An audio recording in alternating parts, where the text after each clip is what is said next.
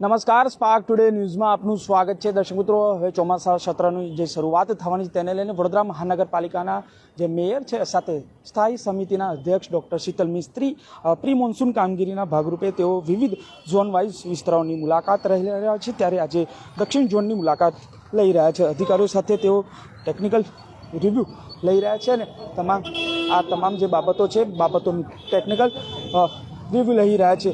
અગાઉ પણ વાત કરીએ તો પૂર્વ ઝોન હોય, દક્ષિણ વેસ્ટ ઝોન હોય કે પછી ઉત્તર ઝોન, તમામ ઝોનોમાં જઈને તેઓ પોતાને રિવ્યૂ લઈ રહ્યા છે અને અધિકારીઓ સાથે કામગીરીનું નિરીક્ષણ કરી રહ્યા છે. 15 દિવસમાં આ જે કામગીરી છે કામગીરી પૂર્ણ કરવાનો જે ટાર્ગેટ છે તેને લઈને જ તેઓ સતત 4 ઝોનમાં તેઓ આજે લઈ રહ્યા છે. સાથે તેઓ આજે દક્ષિણ ઝોનમાં આવેલા આજે શ્રેય સ્કૂલ પાસે છે ત્યાં તેઓ બેઠક કરી અને અધિકારીઓ સાથે તેઓ રિવ્યૂ લઈ રહ્યા છે. અને આપ જોઈ શકો છો તેમની સાથે સ્થાયી સમિતિના અધ્યક્ષ ડૉક્ટર શીતલ મિસ્ત્રી સાથે વડોદરાના પ્રથમ નાગરિક પિંકીબેન સોની સાથે અધિકારીઓ, એન્જિનિયર છે, તમામ જે અધિકારીઓ છે તેમની સાથે બેઠક અને તેઓ નિરીક્ષણ કરી રહ્યા છે. 15 દિવસમાં જે ટાર્ગેટ છે એ પૂર્ણ કરવાનો છે. એ ટાર્ગેટ પૂર્ણ કરવાના ભાગરૂપે જે વડોદરા શહેરમાં જે ચોમાસાની સિઝનમાં જે ઠેર ઠેર વિસ્તારોમાં જે પાણી ભરાય છે તેને લઈને તેઓ આજે તેના માટે ખાસ કરીને જ્યારે તેઓ આ દક્ષિણ ઝોનમાં તેઓ બેઠક લઈ રહ્યા છે. અને જે વિસ્તારમાં જે વિવિધ વિસ્તારોમાં જે પાણી, ખાસ કરીને પાંજલપુર વિસ્તારમાં જે પાણી ભરાવાની સમસ્યા છે તેને દૂર કરવાના પ્રયત્ન કરવામાં આવી રહ્યા છે. આપ જોઈ શકો છો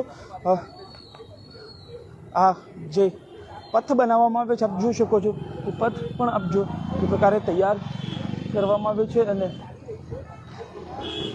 જે પ્રકારે આ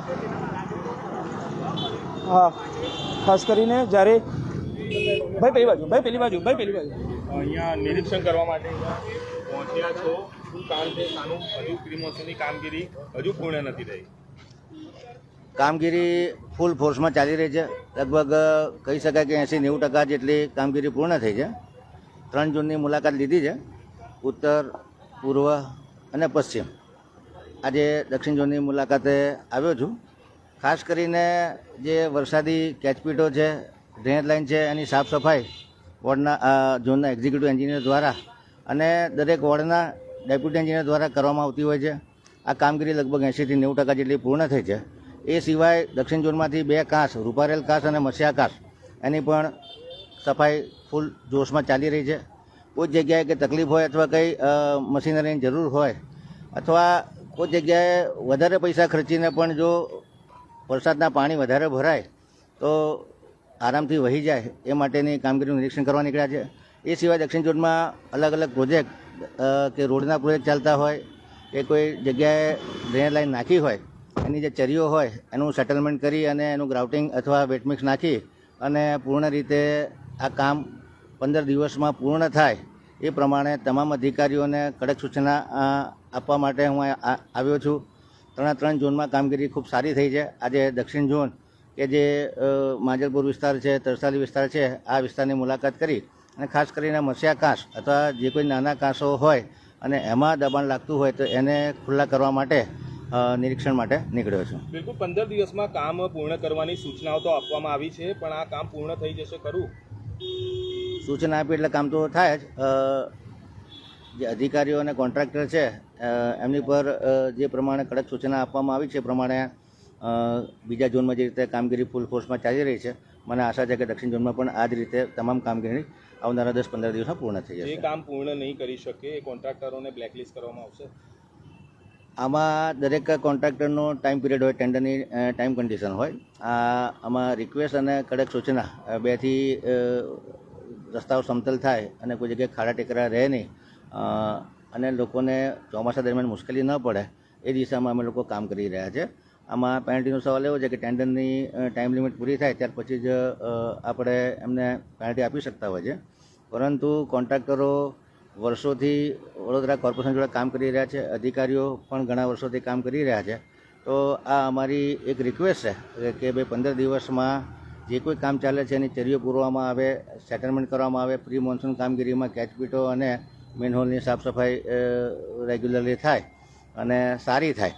અને પહેલાં 1-2 વરસાદ પછી રોડ પરના પાંદડા પ્લાસ્ટિક જે બધું પડતું હોય છે એટલે પહેલાં 2 વરસાદ પછી પાછી ફરી રિવ્યૂ સાફ સફાઈ થાય એ દિશામાં અમે લોકો સૂચના આપી રહ્યા છીએ.